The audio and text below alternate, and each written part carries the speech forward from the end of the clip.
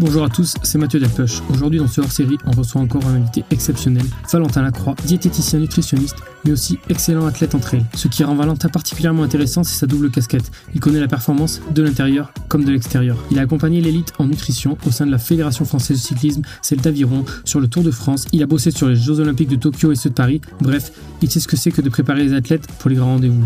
Mais ce n'est pas tout. Il performe lui-même en trail, avec une victoire sur le 100 km by UTMB à Nice, coté à 850 et une 6ème place à la Maxi Race en 2024, derrière un top 5 de niveau international. On voulait l'inviter dès l'épisode 23 pour croiser son regard avec celui de Mathieu Blanchard autour de la nutrition de l'effort et des glucides. Aujourd'hui, on prend enfin le temps d'explorer en profondeur le sujet, comment bien se nourrir à l'effort sans sacrifier sa santé. J'ai peut-être parfois tendance à explorer un petit peu trop les aspects théoriques dans cet échange, mais ne vous inquiétez pas, Théo Robin, le kiné et coach du trail qu'on aime, m'accompagne aux questions. Il veille à ce que vous puissiez repartir de cette écoute avec de vrais conseils, clairs et faciles à appliquer. Un échange passionnant, pointu, mais aussi très concret, avec des conseils et protocoles que vous pourrez appliquer dès demain. Bonne écoute à tous. Le trail qu'on aime, hors-série numéro 2. Bienvenue à tous, bienvenue dans ce hors-série dont le sujet est les glucides. Donc on a avec nous un expert, Valentin Lacroix. Merci beaucoup d'être là pour partager ton expérience et tes connaissances. Comment ça va, Valentin ? Salut les gars, merci pour l'invitation. Tout se passe bien, là, une semaine du 90 du Mont Blanc. On fait infuser un petit peu toutes les dernières charges, mais sinon tout se passe pour le mieux. L'objectif se rapproche, on a hâte de suivre ça. Mais avant, on va faire un petit retour en arrière. Donc pour lancer le sujet, je propose quand même que tu te présentes quand même dans un premier temps. Quelles sont tes formations autour de la nutrition? Quelles sont tes expériences professionnelles dans ce milieu? Mais aussi, est-ce que tu peux nous parler de tes expériences dans le trail? Parce que il me semble que tu pratiques et que tu as même un très bon niveau. Écoute, effectivement, donc je suis diététicien nutritionniste, donc j'ai passé ce qu'on appelle un BTS diététique, que j'ai complété avec différentes formations théoriques et pratiques. J'ai un CAP cuisine, j'ai des diplômes universitaires en nutrition du sport, en micronutrition, aussi tout ce qui est troubles du comportement alimentaire.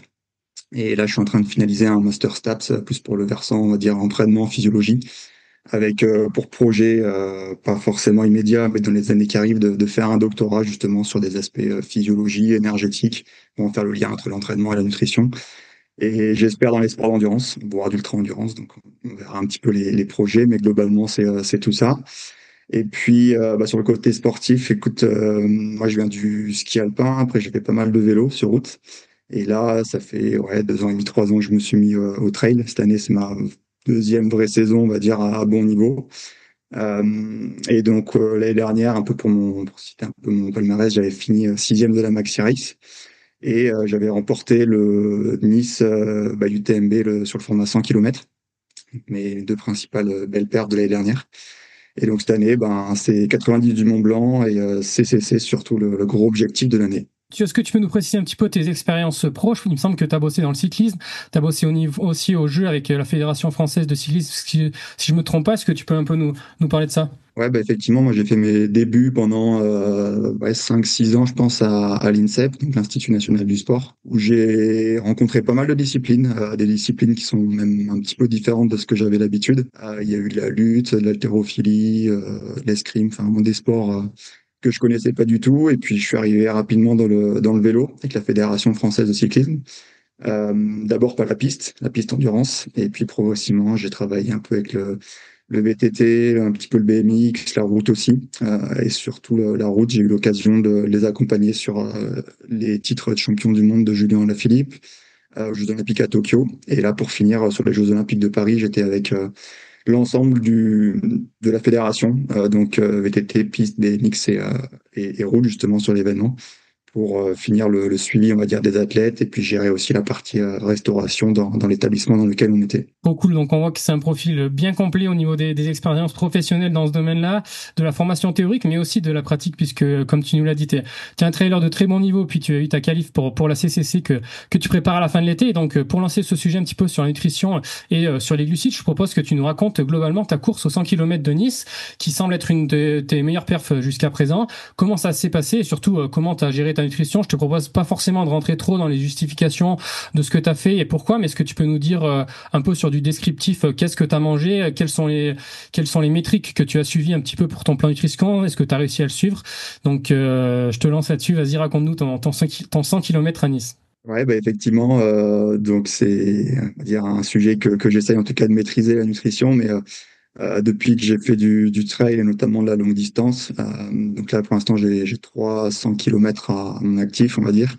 J'ai vraiment essayé de simplifier au maximum mon ravitaillement, vraiment d'aller à l'essentiel, en me rendant compte que tout ce qui est écœurement, tout ce qui est troubles digestifs, c'est avant tout lié aussi à des aspects de trop de complexité, on va dire, dans les produits ou dans les stratégies qu'on essaye de mettre en place. Donc, je suis vraiment allé à l'essentiel. J'ai plus les chiffres en tête exacts, mais de mémoire, j'étais autour des 100 grammes de glucides par heure sur les 11 heures de course. Près de 800 millilitres de liquide aussi par heure, sur une course où on a eu des températures voilà, autour des 25-28 degrés au maximum. Donc, c'était pas la canicule, mais quelques belles chaleurs quand même. Donc voilà, et puis après, moi je dirais, au-delà de l'apport hydrique et l'apport en glucides, ce qui est pour moi avant tout aussi important, un petit peu la troisième roue du carrosse, c'est éventuellement l'apport en caféine qui peut être un élément intéressant. Mais voilà, à partir de ces trois piliers, c'est vraiment comme ça que construis en fait mes stratégies de ravitaillement en course. Et du coup, la caféine, tu l'as organisée comment, toi, perso? Donc la caféine, souvent moi je la prends sur les ravitaillements.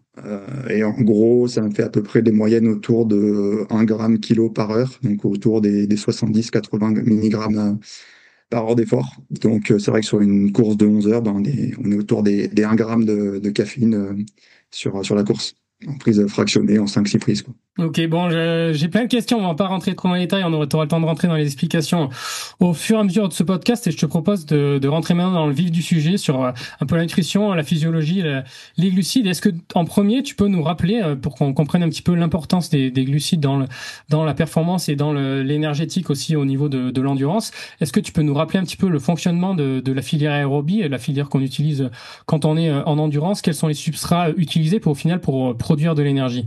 Ouais, donc effectivement, il y a trois filières énergétiques qu'on dispose, mais la filière la plus dominante sur les sports d'endurance, c'est notamment en ultra, mais même, voilà, je dirais sur des formats à 50 km, même pour les meilleurs athlètes, on est aussi sur une dominante de filière aérobie. Et donc cette filière, en fait, elle a la spécificité d'utiliser deux grands substrats énergétiques, notamment les graisses et les sucres. Il y a ce qu'on appelle la glycolyse pour les sucres et la bêta-oxydation pour les lipides.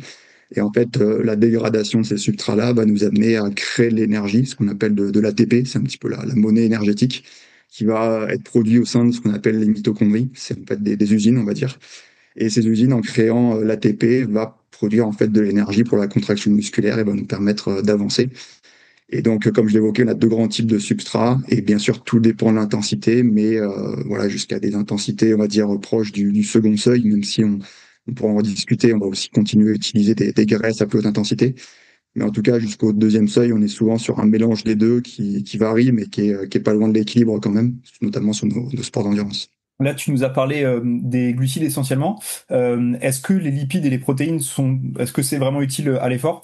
On pourrait se dire que c'est génial les lipides parce que c'est très dense d'un point de vue énergétique et les protéines, ça va aussi aider à réduire la casse musculaire. Et du coup, à quel point d'en consommer, ça peut être une mauvaise idée? Bah effectivement, les lipides, on peut se dire que c'est plus dans son énergie, donc ça va apporter plus de carburant. Après, ce qu'il faut avoir en tête, c'est que la dégradation de ces lipides, en fait, elle va être plus coûteuse en oxygène. Et c'est aussi pour ça que, par exemple, quand on compare des athlètes qui sont sur un modèle alimentaire plutôt normal ou glucidique, on va dire, versus des athlètes qui sont sur des régimes cétogènes, on voit que ces athlètes-là qui sont cétogènes ont un coût énergétique, c'est-à-dire un coût pour produire un effort en oxygène qui va être plus important. Donc c'est vrai que les lipides, sur le papier, ça peut être plus important, plus intéressant parce que ça produit plus d'ATP, mais rapporté au coût en oxygène, c'est pas forcément le plus bénéfique. Et après, ce qu'il faut aussi avoir en tête, c'est que les lipides, c'est un peu un substrat qui est inépuisable, entre guillemets. On a vraiment des réserves caloriques qui sont très importantes dans le tissu adipeux en lipides. Et ce qu'il faut voir dans l'aspect de la performance, et notamment dans nos sports d'endurance, c'est qu'on a intérêt en fait à consommer des glucides pendant l'effort avant tout pour limiter les phénomènes de fatigue.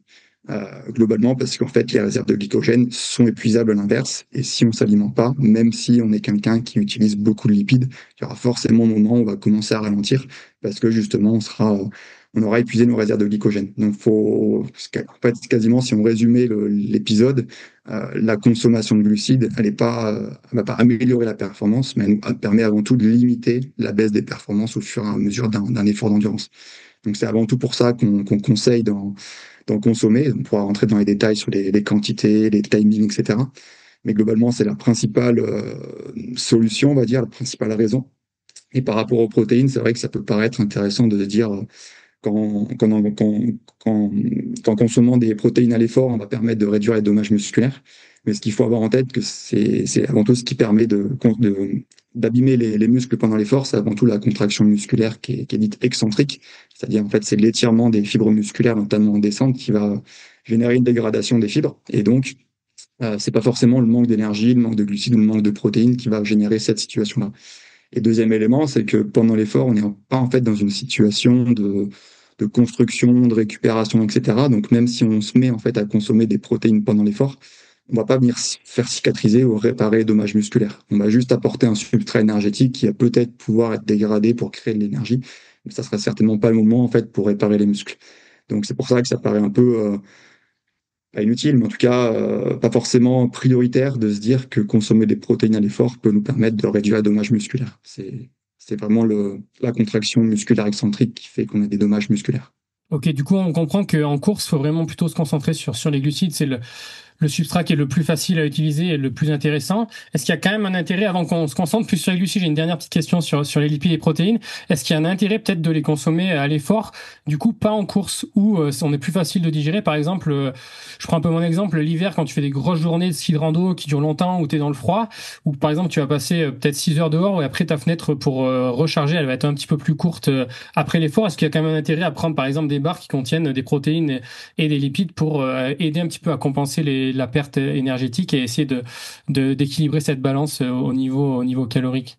Oui, je pense, hein, je te rejoins. Je pense que tu as des fortes dépenses énergétiques, de consommer plus de calories de manière générale pendant l'effort, ça peut te permettre de trouver un équilibre plus facilement à la fin de la journée.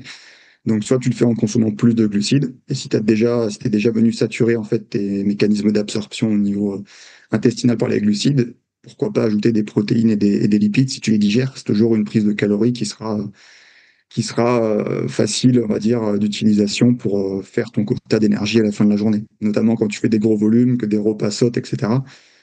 C'est difficile au final de combler ton apport calorique à la fin de la journée. Donc, si tu peux le faire pendant l'effort en partie, c'est toujours ça de prix.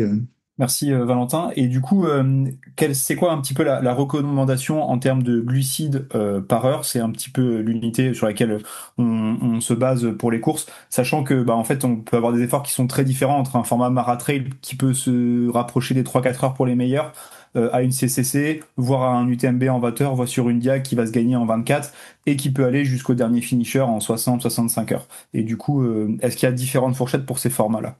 Ouais, effectivement, il y a des fourchettes qui sont basées sur des recommandations par rapport à l'utilisation des sucres qui est faite par le corps. Mais voilà, elles prennent pas forcément en compte aussi les limites du terrain. Et notamment quand les efforts vont se prolonger, qu'on est potentiellement dans des climats environnementaux, de chaleur, de froid, d'altitude aussi, qui vont impacter l'utilisation de ces substrats-là. Mais globalement, et c'est aussi ce qui fait la limite avec notre discipline de type ultra-endurance, c'est que les recommandations, voilà, elles considèrent déjà qu'un effort au-delà de 4 heures est de l'ultra-endurance. Alors qu'on n'aura pas forcément le même référentiel quand on fait du trail. Mais voilà, quoi qu'il en soit, ce qu'il faut avoir en tête, les recommandations un petit peu générales, elles sont de se dire que sur des efforts relativement courts, on va dire en dessous de 1 heure et demie, sur la basse intensité, on peut être sur un apport d'une trentaine de grammes de glucides. Si on fait l'intensité jusqu'à, on va dire, si on fait l'intensité autour des 1 heure et demie de séance, ou si on fait de l'aérobie jusqu'à 2 heures et demie, on peut monter à 60 grammes.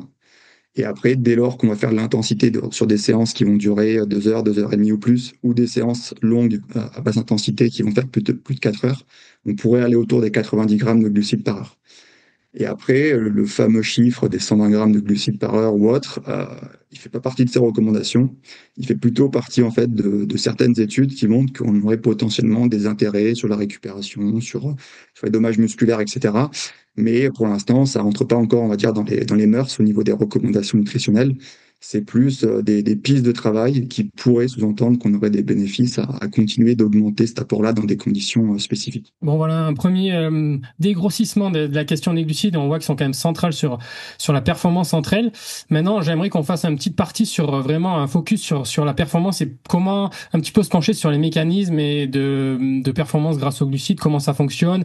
Des petits conseils aussi sur des questions pratiques sur comment ingérer plus de glucides. Et pour introduire cette partie-là, moi j'ai une petite question pour toi. Ces recommandations qui recommandent de pas forcément dépasser les 100 grammeurs, est-ce que c'est pour éviter les problèmes gastriques? Et est-ce que si tu étais sûr à 100% de ne pas avoir de troubles gastro-intestinales, est-ce qu'il y aurait un intérêt à monter encore plus haut? Par exemple, on voit des athlètes qui prennent 140, 150 grammeurs, comme par exemple David Roche aux États-Unis. Toi, t'en penses quoi de ça? Bah ouais, bonne question. Comme tu dis, c'est vrai pour plein de sujets, mais globalement, ce qui peut aussi être le principal facteur limitant à consommer plus de glucides, c'est avant tout l'inconfort digestif. Donc, et encore plus sur des efforts de longue durée, encore plus sur la course à pied, c'est vraiment une question qui est centrale. On parle de plus en plus de durabilité dans la performance, c'est-à-dire la capacité à résister à la fatigue. Mais dans cette fatigue, il y a aussi résister en fait aux troubles digestifs, tout ce qui peut nous mener à un abandon, par exemple. Donc, je dirais que ça serait avant tout le premier élément à mettre au centre de la question, c'est est-ce que ce ravitaillement-là nous génère de l'inconfort digestif par les troubles digestifs. Et après, globalement, effectivement, si j'avais pas d'inconfort, de troubles digestifs, est-ce que je monterais au-delà? Personnellement, pas dès le début de course. Je pense que déjà tourner autour des 80-100 grammes de glucides par heure, ce qui est déjà énorme hein, pour beaucoup de monde, sur la moitié, les deux tiers de course, sur l'ultra-endurance, ça a vraiment du sens. Et peut-être que sur une fin de course, quand les réserves, notamment de glycogène, commencent à s'affaiblir, peut-être qu'avoir un apport plus important serait intéressant. Ce que je teste avec certains athlètes, et pour l'instant avec des résultats assez intéressants. Mais voilà, je pense que ça correspond pas à tout le monde. Ça correspond à des athlètes qui sont capables de maintenir aussi une même allure, voire d'accélérer en fin de course. Et ça aussi, c'est pas donné à tout le monde. Donc voilà, ça pose plein de questions. Il n'y a pas de réponse pour l'instant. Mais dans tous les cas, le principal élément, c'est si ces apports-là, importants, vous génèrent des troubles digestifs, c'est que c'est déjà trop important. L'idée, c'est pas forcément de manger plus, hein, c'est de manger plus longtemps pendant la course. Donc c'est vraiment aussi ce qu'il faut garder en tête. Puis aussi une notion de niveau et de vitesse de déplacement, parce que je suppose qu'un amateur qui va se déplacer peut-être à 4-5 km par heure sur un trail, peut-être qu'à un moment, ses dépenses énergétiques, elles vont pas forcément dépasser les 400 kilocalories par heure. Et dans ce cas-là, c'est sûr qu'il y a aucun intérêt, je pense, à dépasser les 100 grammes de glucides par heure, parce qu'il va couvrir plus de la totalité de ses dépenses en énergie, sachant qu'il y a une part aussi forte qui vient des lipides à cette intensité-là. Ça, c'est aussi quelque chose à considérer dans le niveau des athlètes.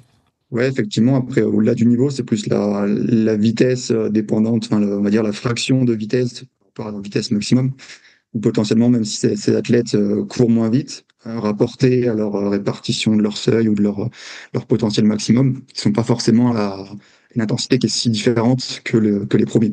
Sans doute un petit peu en dessous parce qu'ils vont avoir un temps de course qui est plus important. Mais globalement, c'est aussi des personnes qui sont peut-être moins économiques. Donc, pour autant, ils sont pas forcément, en tout cas, c'est pas forcément une relation linéaire. Plus tu vas vite, plus tu consommes. Et au moins tu vas vite, au moins tu consommes. Bonne remarque. Et du coup, j'ai une question sur les mécanismes qui font que, en fait, quand on arrive à consommer des glucides, on est plus performant ou du moins on se dégrade moins. C'est parce qu'on arrive à apporter plus d'énergie, parce qu'on arrive à mieux économiser son glycogène, ou est-ce qu'il y a aussi des actions sur le cerveau? Quelle part, enfin, est-ce qu'on sait identifier quels sont les mécanismes qui font que la performance est moins dégradée quand on arrive à s'alimenter? Ouais, bah, je vais dire, il y en a deux principales. Donc une centrale, une périphérique. Donc ce qu'on appelle centrale, c'est tout ce qui va faire référence au cerveau. Le maintien de la glycémie, qui va apporter du glucose au cerveau, ça va vraiment être un élément qui est clé sur des efforts de très longue durée. Ce qu'on appelle en fait le grand gouverneur central, hein, c'est le cerveau. Hein. Si lui se retrouve en difficulté, il va freiner tous les autres paramètres de l'organisme, que ce soit la contraction musculaire, enfin, vraiment plein d'autres aspects.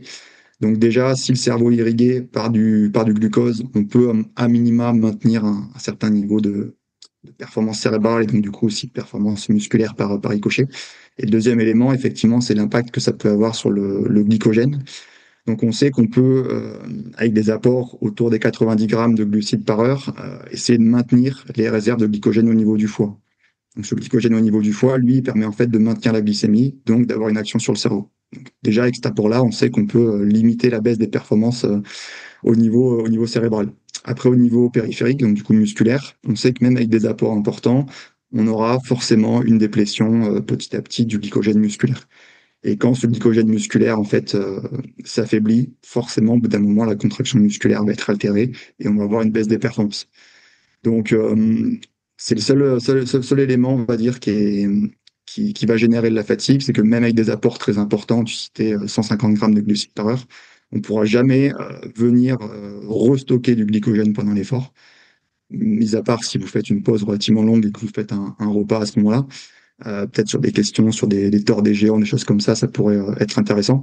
Mais globalement, sur les courses que vous citiez, c'est rarement le cas. Donc, on va forcément arriver au bout d'un moment, le glycogène musculaire va commencer à s'affaiblir et donc on va forcément ralentir. Est-ce que tu peux revenir rapidement sur le mécanisme? Comment ça se passe quand on met des glucides à l'effort dans sa bouche? Quelles sont les différentes étapes pour que ça puisse être utilisé d'un point de vue musculaire? Donc ça doit logiquement passer par la bouche, puis le système digestif, puis après se transformer d'un point de vue métabolique. Donc effectivement, il y a 3 étapes qui vont avoir de l'importance de manière croissante. Donc le premier mécanisme, c'est simplement en fait d'avoir du sucre dans la bouche. Ça va venir activer des aires cérébrales qui vont potentiellement diminuer la perception de l'effort, qui vont exercer des effets bénéfiques sur tout ce qu'on appelle les systèmes de la récompense. En gros, ça va apporter du confort, du plaisir. Potentiellement, ça peut déjà avoir un intérêt, sachant que c'est des paramètres qui sont vraiment marqués quand on est déjà en déficit de glucides. C'est-à-dire si on est en hypoglycémie, qu'on fait un rinçage de bouche avec une solution sucrée ou un aliment sucré, on va vraiment avoir l'effet avec ce paramètre-là. Si par contre on a une glycémie qui est relativement stable, de faire ce rinçage de bouche, ça va finalement avoir assez peu d'impact. Donc c'est déjà un petit peu à avoir en tête, mais ça peut déjà être une stratégie qui est utilisée en fin de course quand il n'y a plus rien qui passe. Ça peut être quelque chose qui peut avoir de l'intérêt, notamment sur les performances plutôt centrales. Ensuite, si du coup on avale ces sucres, ils vont arriver au niveau de l'estomac. Donc là, on va déjà avoir un brassage de tout notre ravitaillement. Ça, on pourra en reparler aussi au niveau de ce qu'on appelle les boissons, les produits isotoniques, etc. Mais globalement, plus on va avoir un volume qui va être concentré au niveau de l'estomac, moins on va avoir la facilité à l'éliminer vers l'étape d'après, qui est l'intestin. Et c'est là, dans l'intestin, où les sucres vont être absorbés. Et quand ils sont absorbés, ils vont transiter par ce qu'on appelle la veine porte. Donc on arrive dans la circulation sanguine, mais cette veine porte, elle va aller direction le foie. Et à ce moment-là, on va déjà avoir une régulation du glycogène au niveau du foie. Et à partir de ce moment-là, le foie, lui, va relarguer le sucre restant dans le sang et on va aller en direction du muscle. Donc on a vraiment trois étapes, la bouche, le foie et le muscle, on va dire, en passant par l'intestin qui est le site d'absorption. Et c'est vraiment l'approvisionnement, on va dire, du muscle qui va envoyer de l'énergie et qui va avoir le plus d'impact sur la performance. Le maintien du glycogène au niveau du foie et d'avoir des sucres dans la bouche, ça exerce des effets relativement mineurs sur la performance, mais il ne faut pas non plus les négliger quand même. Mais du coup, tous les glucides qu'on ingère, après être passés dans l'intestin, ils vont forcément passer à travers le foie avant de pouvoir être disponibles pour les muscles. Ouais, principalement. Surtout les sucres simples, comme le fructose dans l'occurrence. Mais globalement, ils transitent tous par le foie, soit pour être relargués tout de suite, soit comme le fructose pour avoir une transformation, soit en glycogène, soit en lactate, qui va être un substrat aussi énergétique, qui va aussi être intéressant pour le muscle après. Ok, et du coup, tu nous expliques que tous les glucides vont pas avoir le même traitement au niveau du foie. Est-ce qu'il y a certains types donc qui sont plus complexes comme le fructose, t'as dit? Est-ce que du coup, ils sont plus coûteux ou plus lents avant d'être dispo pour les muscles? Est-ce que pour une même dose d'énergie, on va en utiliser peut-être un petit peu plus pour les transformer? Est-ce que ça prend plus de temps et est-ce que du coup, il faut en privilégier certains types dans sa nutrition? Ouais, bonne question. J'ai pas forcément la réponse sur le timing, mais c'est sûr que le fructose, le lactose aussi, ça a été pas mal testé, même si à l'effort, ça paraît contre-intuitif. Ça pourrait aussi avoir de l'intérêt, notamment sur le glycogène hépatique. Mais on sait que notamment le fructose va nécessiter une étape supplémentaire pour créer du lactate. Donc on peut se dire que ça peut être plus lent, mais ce lactate, il est très intéressant pour créer de l'énergie au niveau du muscle. Donc finalement, est-ce qu'on perd du temps à créer du lactate par l'intermédiaire du fructose? C'est pas si sûr. Et dans tous les cas, on pourra en discuter sur l'assimilation des sucres au niveau intestinal. Mais dans tous les cas, quand on a des apports importants, on est obligé, à partir d'un certain moment, d'avoir des apports mixtes en sucre, c'est-à-dire d'avoir du glucose et d'avoir du fructose. Donc je dirais que c'est pas l'étape la plus limitante, le temps de dégradation de ces sucres, c'est plutôt au niveau de l'assimilation digestive qu'il faut se poser ces questions-là. Ok, par exemple, si on mange du riz, du coup, c'est plutôt du glucose, mais sous forme plus complexe, et donc c'est plutôt au niveau de digestif de l'estomac et de l'intestin que ça va prendre plus de temps, mais après ça peut être le même temps que pour du glucose pur. C'est ça. En fait, au niveau de l'intestin, sur ce qu'on appelle la bordure en brosse, c'est en gros la surface du tube digestif. On a différentes enzymes qui vont permettre de dégrader les différents sucres. Donc on a des amylases, la lactase, etc., qui vont en fait venir dégrader ces sucres pour une assimilation derrière au niveau sanguin. Et par exemple, si tu prends l'amylase qui va dégrader l'amidon en fait c'est une chaîne de glucose, c'est des glucoses qui se donnent la main.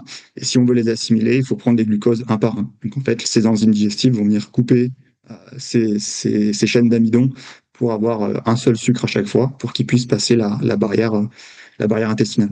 Et est-ce qu'il y a d'autres glucides qui sont intéressants à l'effort que le glucose ou le fructose, ou vaut mieux se concentrer sur ces deux types-là?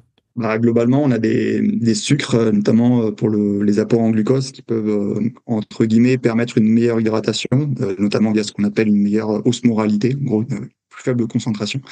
C'est pour ça qu'on parle beaucoup des maltodextrines, qui sont un petit peu comme de l'amidon, mais qui permettent avant tout d'avoir une moindre concentration dans un même volume, par exemple d'estomac.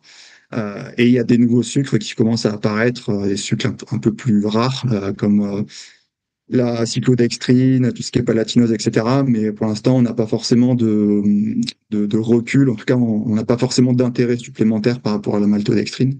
Il y a beaucoup de marketing aussi sur ça, mais pour l'instant, les études ne montrent pas forcément de différence versus une maltodextrine. Ok, du coup, c'est pas forcément optimal de prendre du glucose et du fructose pur, parce que, comme tu nous l'as expliqué, du coup, avec la maltodextrine ou certains types de sucres, on va pouvoir en consommer plus parce ils ont une meilleure osmolarité. En fait, ce qu'il faut avoir en tête, donc l'osmoralité, ça donne une indication sur la concentration. Et ce qui est important vis-à-vis de cette concentration, c'est qu'au niveau de l'estomac, faut imaginer ça comme un gros ballon avec un robinet à la sortie. Si vous avez un mélange qui est trop concentré, le robinet il va rester fermé, ou en tout cas le flux va être relativement important. Versus si on a une concentration qui reste relativement faible ou modérée, on va avoir un robinet qui va pouvoir couler plus rapidement et donc faire écouler tout le contenu vers l'intestin où on aura le site d'assimilation en fait. Donc en fait, le challenge, on va dire, il est d'avoir un volume au niveau de l'estomac, au niveau de son ravitaillement de manière générale, qui présente une osmoralité qui reste cohérente par rapport à nos capacités digestives pour avoir une élimination au niveau de l'intestin qui va être la plus rapide possible. Et dans tout ça, j'évoquais notamment l'osmoralité du ravitaillement. C'est pour ça qu'il faut vraiment avoir en tête tout l'ensemble de ces apports. Parce que souvent, on boit des boissons isotoniques ou hypotoniques ou hypertoniques. Mais globalement, faut prendre ça faut avoir ça en tête, plus les bars, plus les gels, plus tout ce que vous pouvez manger. Ça, c'est déjà la première chose à avoir en tête, si bien que, par exemple, un gel est très souvent hypertonique, mais si à côté de ça, vous le diluez avec beaucoup de liquide, beaucoup d'eau, potentiellement, vous allez avoir un mélange au niveau de l'estomac qui va retrouver quelque chose de relativement isotonique, c'est-à-dire à l'équilibre au niveau de la concentration, et donc qui va nous permettre d'avoir une bonne assimilation. Il faut vraiment considérer tout l'ensemble. Et autre point, et qui arrive de plus en plus, notamment avec les chaleurs qu'on commence à rencontrer, c'est plus vous allez être déshydraté, plus ce contenu aussi va se concentrer. Donc, plus il va y avoir de difficultés à être éliminé au niveau de l'intestin. Donc, c'est aussi un élément à prendre en compte où l'hydratation, finalement, est aussi important que la quantité de glucides que l'on va consommer pendant l'effort. Si tu prends 500 ml d'eau et 80 grammes de glucose pur, le robinet, il va s'ouvrir. Il va pas forcément s'ouvrir, alors qu'avec par exemple 80 grammes de maltodextrine, il va s'ouvrir avant, pour la même masse. Ouais, exactement. Ok, ça c'est quelque chose que je savais pas et qui est quand même vraiment intéressant. Et du coup, c'est quel type de sucre et de complexes glucidiques qui permettent d'avoir une meilleure vidange gastrique? Globalement, tout ce qui est maltodextrine et éventuellement les nouveaux sucres, cyclodextrine, palatinose, etc. À l'inverse du dextrose, du glucose, par exemple. Et est-ce que tu peux nous parler du coup du ratio des glucides qu'on voit sur les produits d'effort et pourquoi il est important du coup?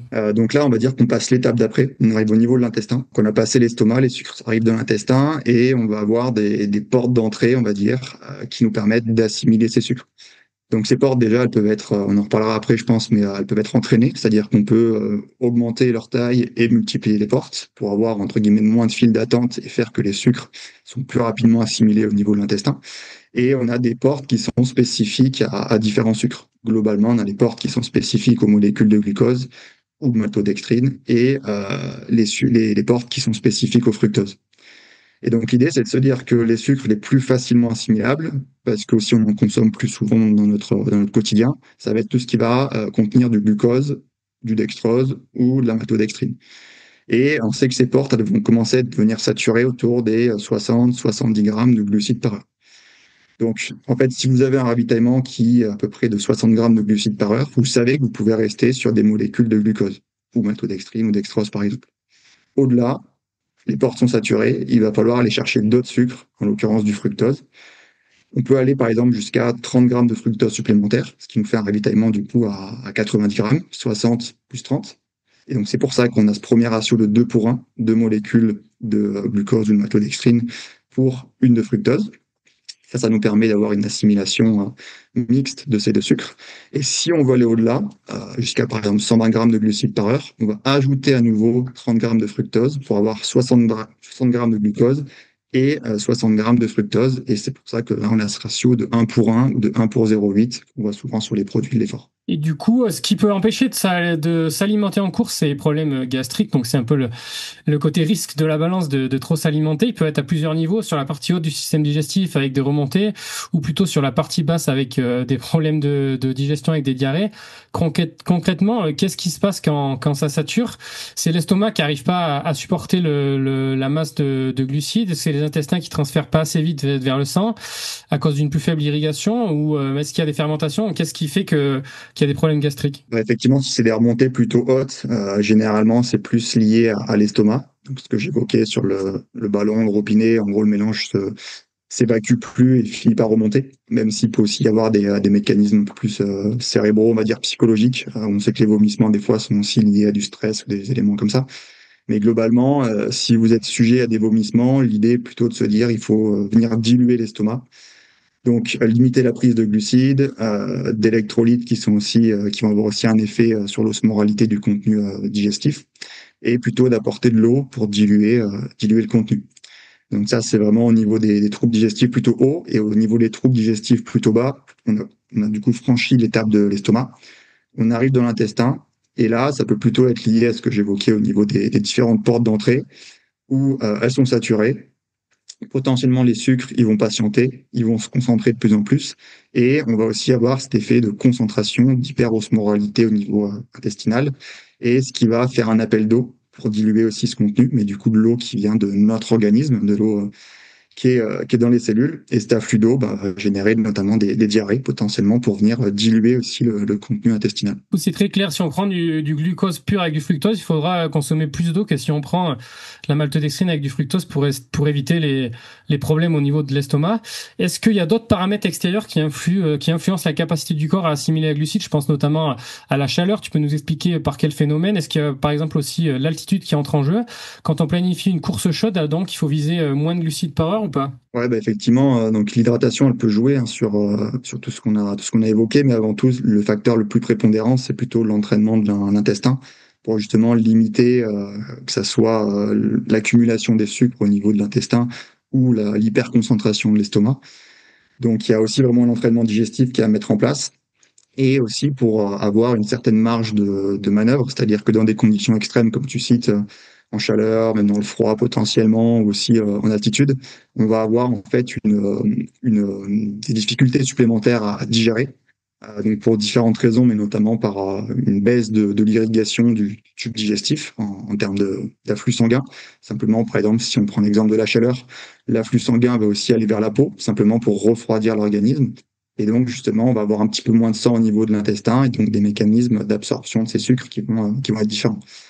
Donc ça aussi, c'est des choses qui peuvent s'entraîner, mais c'est sûr que dans des courses, dans des situations un petit peu extrêmes, il y aura un peu plus de prudence à avoir pour être sûr d'avoir un ravitaillement qui passe sur le plan digestif.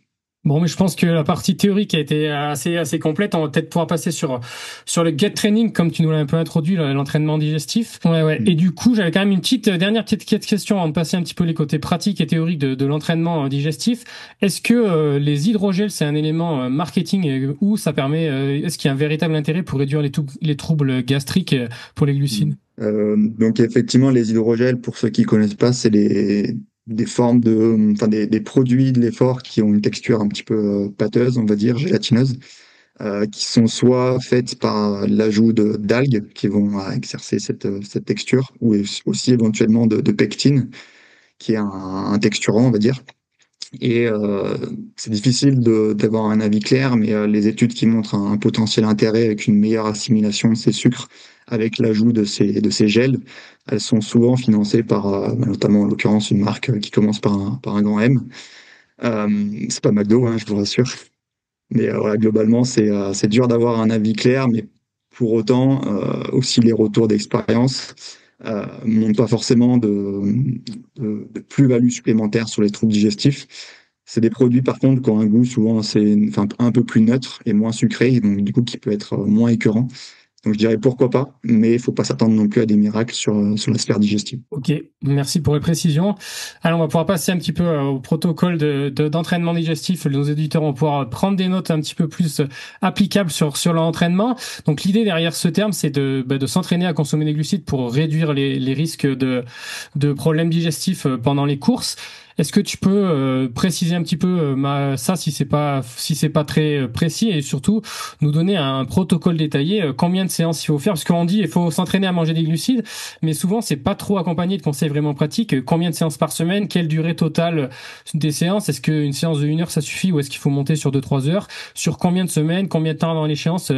J'ai plein de questions. Est-ce que tu peux nous donner un protocole de comment faire ça pour un amateur qui par exemple aurait du mal à prendre 40 grammes de glucides par heure et qui souhaiterait monter jusqu'à 80-90 comme les recos le recommandent?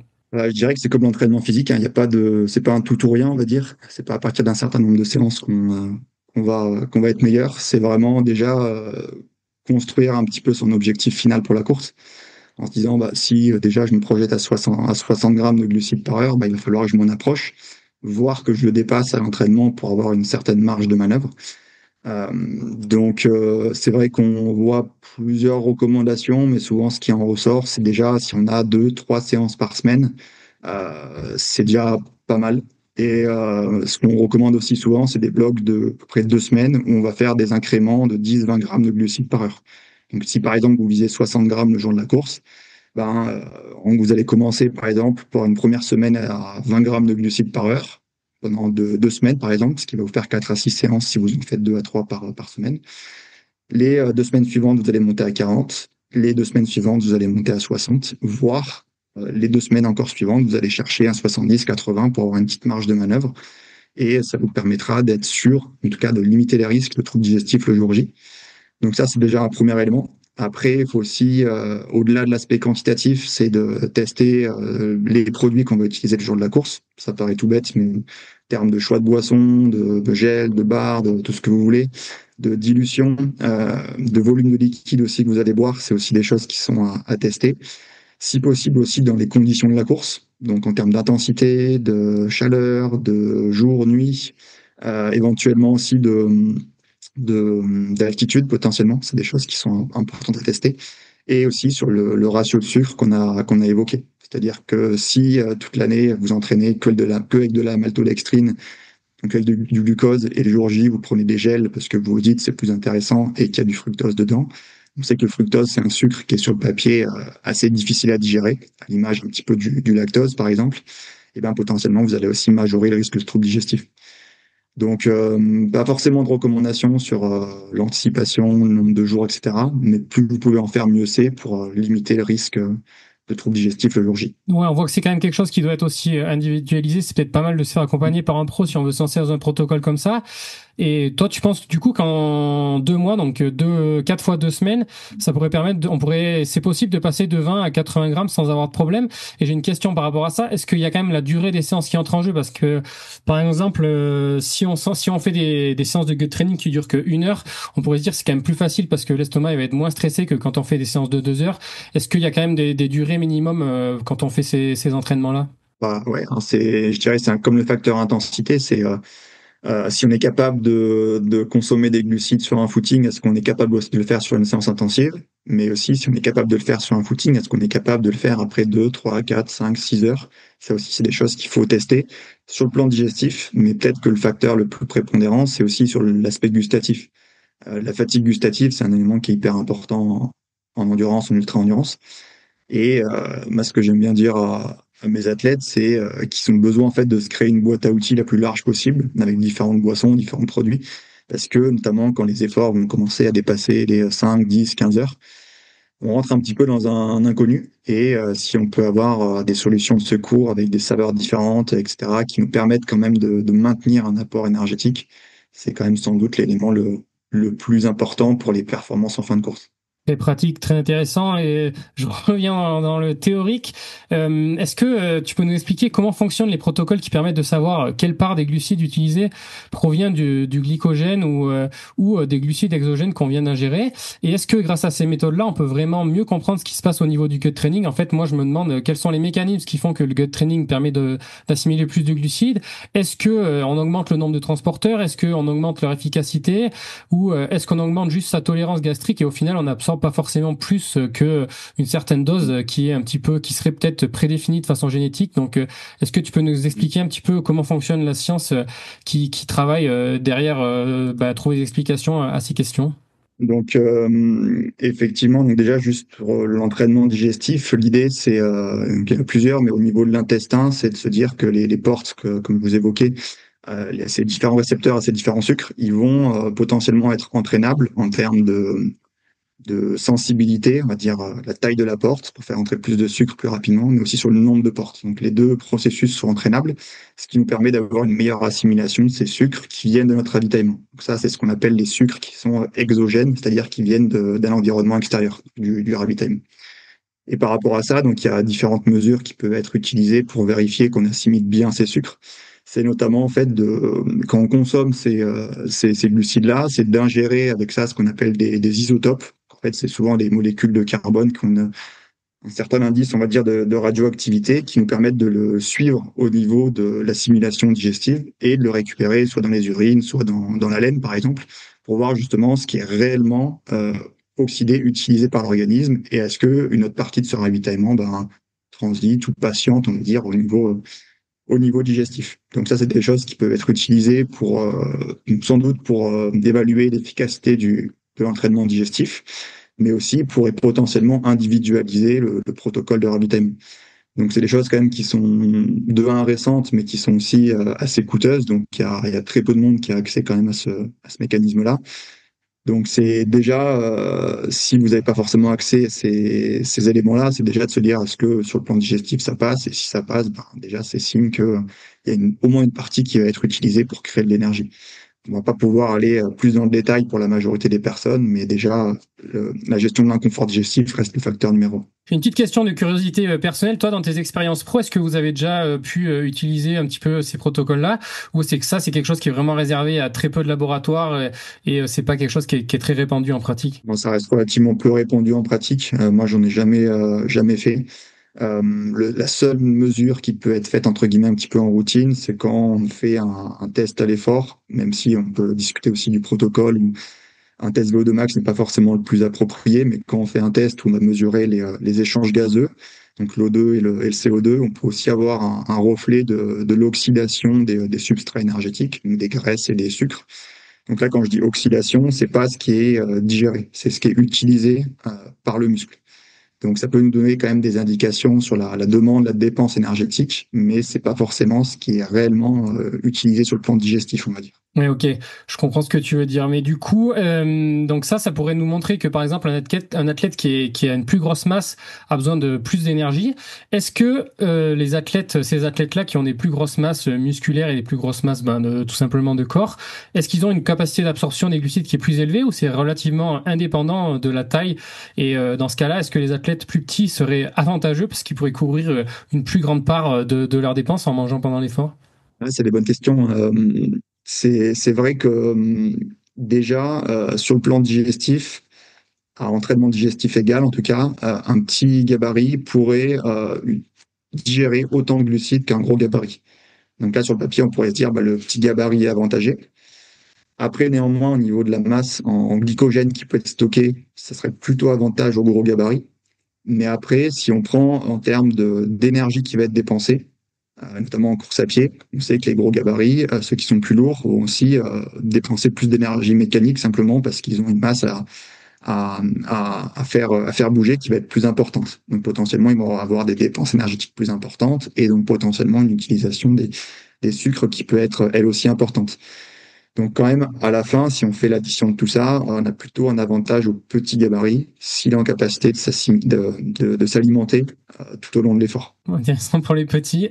Désolé Sylvain Cachard qui est derrière moi. J'ai une autre question. À quel point ça pourrait affecter la performance de s'entraîner trop souvent avec des hautes doses de glucides? Par exemple, sur un protocole de gut training, est-ce que le corps se désentraîne à utiliser les lipides comme source d'énergie ou ça va pas forcément se dégrader en parallèle? Est-ce que du coup, ça pourrait être néfaste pour les très longues distances de trop s'entraîner à manger des glucides? Ouais, bonne question. Je pense qu'il y a deux clans, on va dire, sur ces questions-là. Néanmoins, on va dire le principal élément qui va dicter en fait l'utilisation des graisses pendant l'effort, c'est quand même en grande partie la déplétion des réserves de glycogène. C'est-à-dire que si vous partez avec un réservoir de glycogène qui est plein sur la ligne de départ, vous allez utiliser moins de graisse dans les premiers mètres parce que vous avez suffisamment de sucre, qui est un carburant qui est plus efficace. Et plus vous allez avancer dans la course, plus l'oxydation des graisses va augmenter, et malgré des apports qui peuvent être très importants. Donc finalement, moi je pense que ce qui est surtout intéressant de s'entraîner régulièrement avec des apports en glucides importants, c'est que ça va avant tout nous permettre de nous entraîner suffisamment, voire plus en termes de volume, d'intensité. Et c'est avant tout ça le principal élément qui va nous permettre de progresser de manière générale, mais sans forcément plus interférer avec l'utilisation des graisses. Parce que ouais, si on prend pas forcément un élite, hein, mais même quelqu'un qui fait une activité, voilà, on va dire au moins une dizaine d'heures d'entraînement par semaine, mais en fait, très souvent dans la semaine, il va rentrer de ses séances, même s'il se ravitaille, avec un réservoir de glycogène qui va commencer à s'affaiblir. Et déjà, simplement, cet affaiblissement de ce réservoir de glycogène va amener à envoyer des signaux au niveau de l'organisme qui vont générer des adaptations pour forcer l'organisme à la future séance à utiliser davantage de graisse. Donc, sauf si éventuellement vous êtes bridé un petit peu par vos disponibilités, vous pouvez pas vous entraîner suffisamment. En tout cas, moi, c'est mon avis, c'est qu'on a plutôt intérêt à s'alimenter suffisamment pendant l'effort pour être en capacité de s'entraîner suffisamment. Et c'est avant tout ça qui va générer plus d'adaptation que d'aller chercher des entraînements à jeun, faire du skip low, du train low ou d'autres mécanismes qui pourraient potentiellement, sur le papier, parce que c'est aussi pas prouvé, mais activer certains mécanismes et avoir un effet sur la performance. C'est pour moi que des hypothèses, il n'y a pas forcément de lien avéré.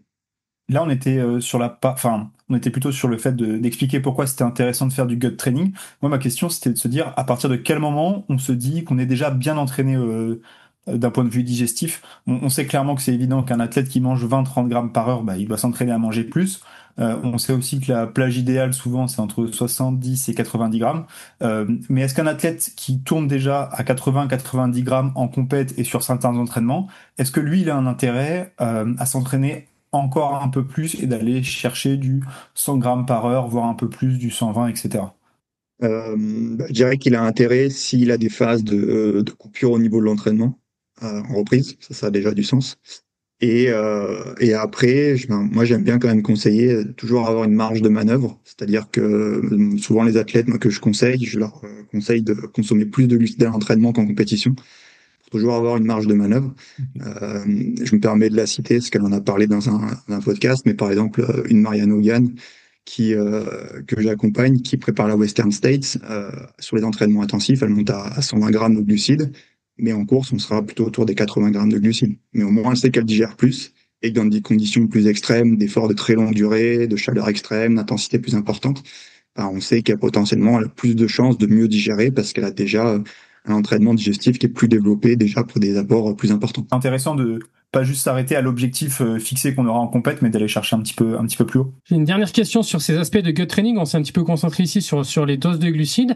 Et une deuxième chose qui pourrait peut-être être travaillée, c'est la tolérance au volume intestinal. Est-ce que tu penses que c'est quelque chose qu'il faut faire, de s'entraîner à accueillir des gros volumes? Donc je reviens à David Roche parce que c'est un exemple qui va dans les extrêmes et qui nous permet de nous poser des questions. On le voit dans ses vlogs YouTube où il s'inspire des stars de concours de nourriture pour améliorer sa tolérance, prendre en plein milieu d'une séance, s'arrêter, boire 1,5 litre de boisson et repartir pour la suite de la séance, faire du tempo avec un estomac qui serait plein. Est-ce que c'est quelque chose qui est utile en plus de la gestion de l'apport des glucides? Ben, sur le papier, oui. Après, c'est sûr que ça paraît des dosages assez importants et potentiellement quand même à risque. Enfin, on sait que la surhydratation exerce quand même des des effets dangereux pour la santé, donc point de vigilance.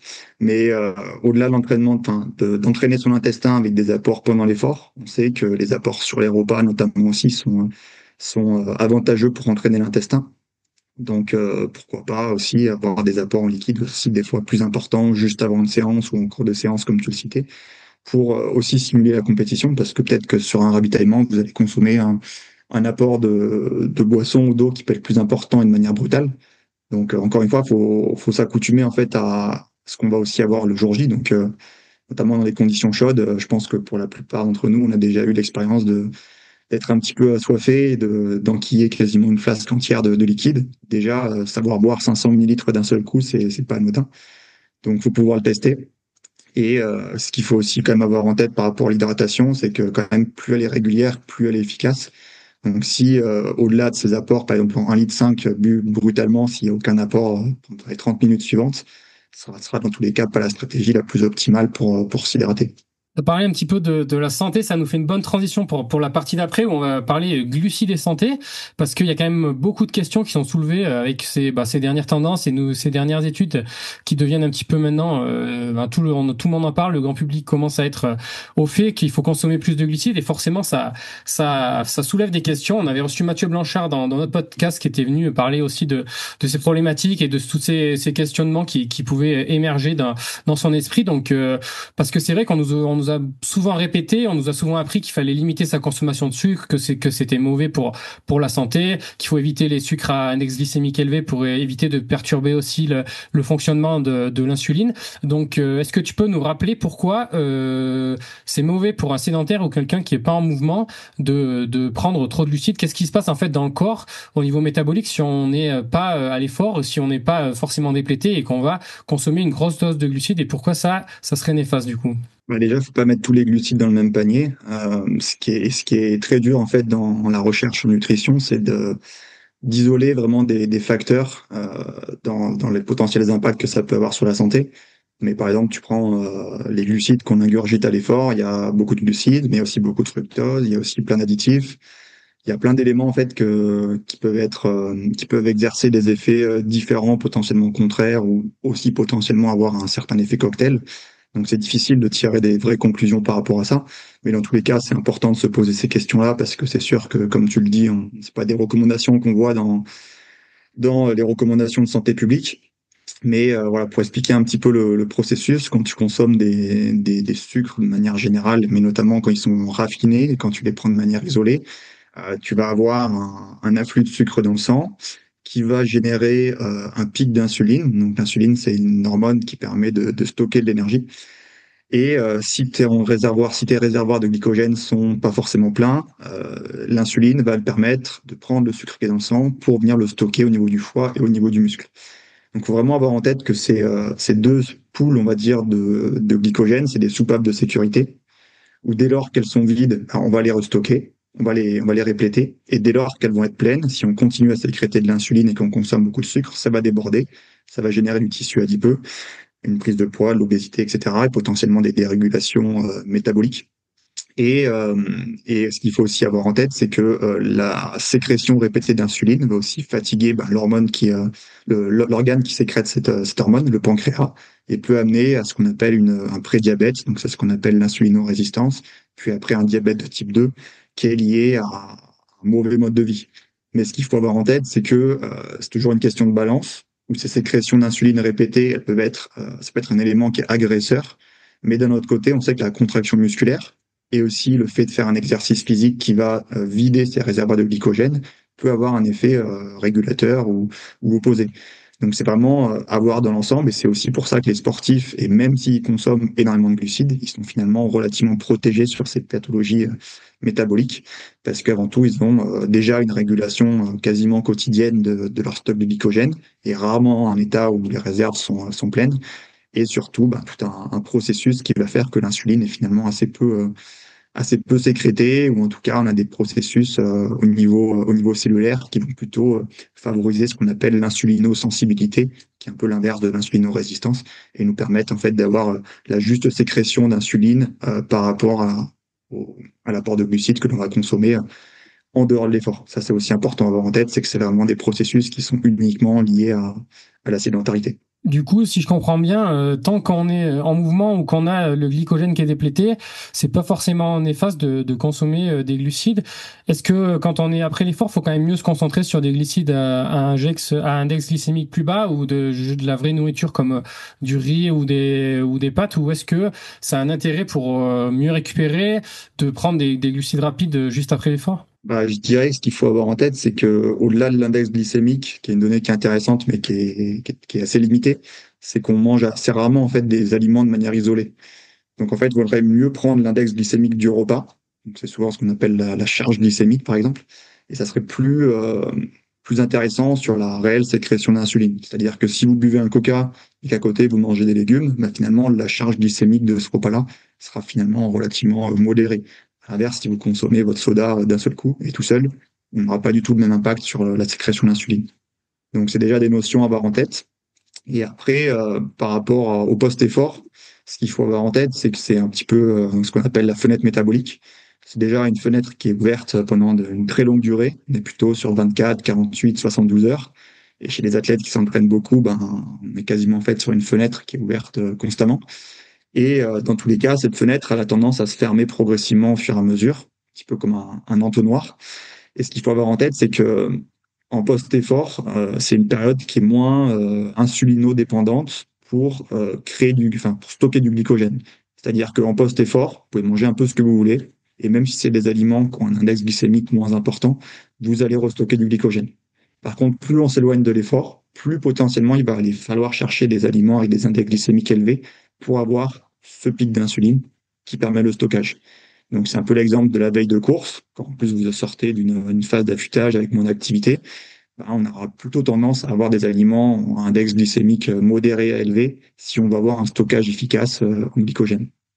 Ok, mais est-ce que il y a pas, du coup, il y a pas d'intensité minimum de l'effort pour des effets protecteurs du coup par rapport à la consommation de glucides et au dérèglement du système insulinique. Même si on fait que de l'endurance douce, il n'y a pas de problème à consommer beaucoup de glucides. Tant qu'il est dépensé, pour moi non. Et même de la marche, enfin, il y a plein d'expériences où simplement le fait d'aller marcher avant ou après les repas, en fait, exerce un effet régulateur sur la glycémie et sur la sécrétion d'insuline.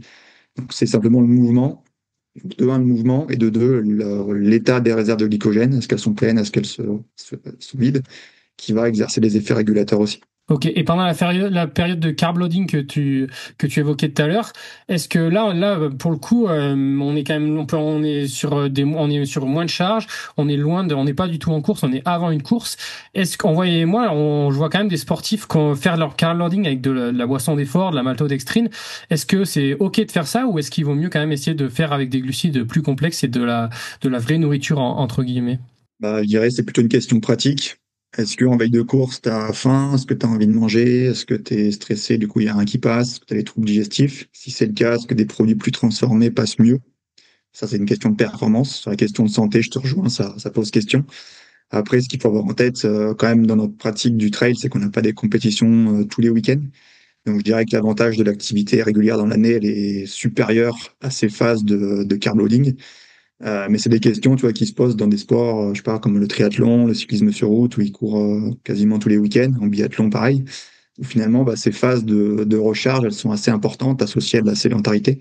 Et notamment, bah, si tu prends par exemple des cyclistes sur route, où des fois, bah, il y a des abandons, des choses comme ça pendant la course, bah, tu peux avoir un effet protecteur qui diminue de plus en plus. Et donc potentiellement, bah, faut aussi se poser ces questions-là dans ces situations, parce que bah, finalement, la balance bénéfice-risque, elle peut contrebalancer vers le risque. Mais dans nos pratiques où, même si tu fais du trail court, si tu fais déjà, je pense, une dizaine de courses, ça te fait déjà une sacrée saison. Finalement, je pense que c'est pas l'élément le plus prépondérant. Mais après, voilà, tout ce qui est relié aux maladies métaboliques, au diabète, etc., c'est des choses qui sont assez complexes, qui touchent au-delà de l'aspect activité physique et alimentation. On touche aussi les aspects microbiote, contaminants alimentaires. C'est aussi que, par exemple, tout ce qui est édulcorants, qui sont aussi très présents dans nos produits d'effort, peuvent aussi générer une insulinorésistance au fur et à mesure. Donc, est-ce que c'est vraiment les sucres qui posent le problème? Est-ce que c'est tous les additifs? Est-ce que c'est le manque d'activité dans certaines phases? Il y a une équation en plein inconnu et dur d'avoir la solution la plus précise possible. problématique qui fait un petit peu plus de consensus, je crois que c'est l'impact sur la santé bucco-dentaire. Est-ce que tu peux nous rappeler les bons conseils et les bonnes pratiques pour éviter d'avoir trop de problèmes liés à la consommation de sucre? Ouais, ça c'est un peu la bête noire, hein. De toute façon, on n'a pas grand-chose à faire vis-à-vis de cette consommation massive de sucre. Mais dans tous les cas, ce qui va protéger les dents, bah, simplement, c'est le lavage de dents avant et juste après les séances. Même si le repas est prévu peu de temps après, c'est quand même intéressant de se laver les dents de manière assez précoce, voire pendant la course, comme on voit chez certaines athlètes. Pourquoi pas? Après, ce qui va aussi agresser les dents, c'est que les sucres restent en contact avec l'émail dentaire. Donc aussi l'hydratation peut jouer ce rôle de diluant, on va dire, ou de rinçage de bouche. Donc c'est important de pouvoir aussi boire de l'eau pendant une course ou un entraînement pour aussi se rincer la bouche. Il y a certains aliments qui peuvent aussi exercer un effet intéressant, notamment sur le pH de la cavité buccale, donc en gros l'acidité de la bouche. Tout ce qui est produits laitiers, tout ce qui est betterave, jus de betterave peut aussi être intéressant de ce point de vue-là. Donc pourquoi pas avoir en tête sur un ravitaillement de récupération, des situations de ce type-là. Et du coup, par rapport au carie dentaire, ce qui est aussi important, c'est peut-être aussi d'avoir des aliments naturels le plus souvent possible. C'est quelque chose qui rejoint le point d'avant, mais tous ces aliments ultra transformés sont quand même plus agressifs sur les dents. Donc, dès que vous le pouvez, enfin, je pense notamment au sport porté, en vélo, à ski, etc., mais manger des aliments plus naturels, tout ce qui est compote, bananes, les dattes aussi sont particulièrement intéressantes. Ça me paraît aussi plus judicieux pour les dents, pour la santé en général et aussi sur la santé du microbiote. Ça peut être des éléments qui sont aussi protecteurs, peut être avoir des aliments plus naturels. Donc, ouais, ça peut faire partie un petit peu des petites astuces, mais notamment chez les plus sensibles, les caries dentaires peuvent arriver assez rapidement, donc faut être vigilant quand même. Je crois que Théo a une petite question un petit peu pratique aussi, parce que là on a parlé un petit peu des effets néfastes que peut avoir trop de glucides, mais il y a quand même un intérêt à se ravitailler en course. Et Théo, est-ce que tu peux nous poser ta question du coup? Ouais, carrément, j'avais une autre question concernant la santé et surtout la prévention des déficits énergétiques. Est-ce que tu peux rappeler à peu près l'ordre de grandeur de ce qu'on dépense en 1 heure de course à pied? Est-ce que ça représente comme déficit si on mange seulement 50 grammes ou si on mange 50 grammes? Et aussi, bah, ce qui pourrait expliquer notamment cette notion d'énorme faim qu'on peut avoir post-bloc d'entraînement ou post-compétition assez longue. Bah, tout dépend de l'intensité, mais si tu prends des intensités ultra, on est quand même facilement autour des 500, 600 calories. Ça dépend du gabarit, mais à peu près 500, 600 calories par heure. Donc plus l'effort se prolonge, plus la dépense va être importante et plus l'intensité augmente aussi. Et petit exemple, si vous consommez 60 grammes de glucides par heure, vous allez apporter 240 kilocalories par heure d'effort. Donc on voit que même avec des apports relativement importants, on est rapidement quand même en déficit par rapport à ce qu'utilise concrètement l'organisme. Donc c'est aussi pour ça que la nutrition joue un rôle important dans les processus de récupération. C'est que répéter des séances, des blocs d'entraînement avec un épuisement des réserves de glycogène va amener à des situations de fatigue, aussi potentiellement de perturbation du comportement alimentaire. C'est souvent ce qui fait le plus défaut dans tout ce qui est processus de perte de poids, par exemple. Mais en fait, de s'exposer à des situations d'hypoglycémie, donc qui sont reliées en fait à l'épuisement des réserves de glycogène au niveau du foie. Et ben, ces situations répétées vont stimuler l'appétit, l'envie de manger surtout, et potentiellement vont faire que, pas forcément post-effort, mais plusieurs heures après ou le lendemain, potentiellement d'une bonne séance, on va avoir une faim qui va être plus importante, et potentiellement un attrait vers plus de quantité, plus de produits sucrés, mais aussi potentiellement vers des aliments plus réconfortants, entre guillemets, et notamment des choses qui sont plus grasses. Donc notamment dans la régulation du poids, souvent c'est ce qu'on essaye de traiter en première ligne, c'est en fait de maintenir la glycémie avec des apports satisfaisants en glucides avant, pendant et après les séances pour éviter un maximum de ces situations-là où en fait simplement l'hypoglycémie fait que le cerveau est dans une situation de stress et pour refaire monter cette glycémie, bah, il a besoin de manger plus et cette fois de manière un peu trop importante, ce qui va amener potentiellement un stockage aussi plus important. Donc voilà, c'est un peu ce qui peut être mis en place, mais il y a aussi une inertie quand même au niveau de ces dépenses énergétiques où on s'entraîne beaucoup, on est en difficulté par rapport au remplissage de nos besoins énergétiques. Donc ce qui peut amener potentiellement à avoir une cohérence, en tout cas un besoin d'ajuster ses apports sur le plus long terme, idéalement plutôt en amont. Se dire, si j'ai une grosse séance qui m'attend, je vais anticiper un petit peu comme je le fais avant une course sur 1, 2, 3 repas avant en ayant des apports un peu plus importants en féculents, par exemple. Mais plutôt que de l'inverse, en se disant, j'ai fait une grosse séance, du coup, je peux manger ce que je veux après ma séance. C'est vrai d'un certain côté, mais potentiellement, ça n'aura pas optimisé tout le processus d'entraînement pendant l'effort. Donc, on est plutôt idéalement dans une logique d'anticipation, en se disant, voilà, dans ma semaine, où sont mes séances clés? Par rapport à ça, j'anticipe un petit peu, et ce qui me permet en fait de mettre ce qu'on appelle en place un processus de périodisation, où en fait on va passer d'abord du simple au triple, au quadruple, potentiellement en fonction des séances qui vont arriver. Encore un bon conseil pratique, plutôt anticiper les dépenses que essayer de les combler. J'ai une autre question sur la santé. On entend beaucoup dire qu'on n'a pas de recul sur les effets à long terme des fortes doses de glucides pendant des années.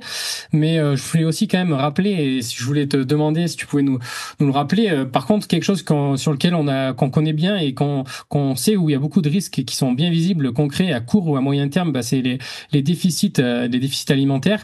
C'est vrai que si on regarde dans le milieu de peloton, c'est quand même rare de voir des gens qui consomment plus de 40-50 grammes heure, donc beaucoup de personnes peuvent potentiellement créer du déficit. Est-ce que tu peux nous rappeler les risques de ne pas manger assez puis ou d'avoir du déficit sur le long terme? Déjà, ce qu'on n'a pas beaucoup de recul, j'en suis pas si certain que ça, parce qu'il y a quand même des sports, et on parle souvent du vélo, mais il n'y a pas que le vélo qui est habitué à consommer des apports relativement importants en glucides pendant l'effort, mais aussi pendant les repas. Euh, et globalement, quand les athlètes sont en carrière, il n'y a pas forcément, en tout cas, de preuves que leur santé est dégradée. Après, c'est sûr qu'on peut se poser la question de ce qui se passe après leur carrière, mais globalement, s'ils adaptent en fait leurs apports à la dépense qu'ils auront post-carrière, sur le papier, il n'y a pas de raison qu'ils aient des dérèglements, mis à part bien sûr au niveau des caries dentaires s'ils sont fragiles par rapport à cet aspect-là. Mais sur l'aspect métabolique, on n'a pour l'instant aucune preuve de cette consommation de glucides. Je ne mets pas de côté, comme on l'a un petit peu évoqué, tout ce qui va être consommation importante d'additifs alimentaires qui sont présents dans tous ces produits de l'effort, qui pourraient sur le long terme sans doute exercer des effets négatifs. Donc voilà par rapport à tout ça. Et du coup, est-ce que tu peux nous parler des risques d'être sous-alimenté, que ce soit sur la santé osseuse, sur l'immunité, etc.? Et donc, à l'inverse, le déficit énergétique, qu'on entend souvent par ce qu'on appelle le syndrome REDES, qui en fait c'est un déséquilibre entre les apports et les dépenses, donc qui peut venir soit d'un manque d'apport, soit d'un excès de dépenses, soit des deux. Donc on en parle depuis les premiers consensus au niveau du CIO qui date de 2018, mais auparavant on avait quand même ce qu'on appelle la triade de l'athlète. On avait déjà 3 symptômes: l'aménorrhée, les risques d'ostéoporose et potentiellement l'anorexie. Potentiellement, on avait déjà des premiers éléments qui pouvaient montrer que le déficit calorique exerçait des effets négatifs sur la santé de manière générale. Et le syndrome REDES a élargi un petit peu l'ensemble de ces symptômes-là.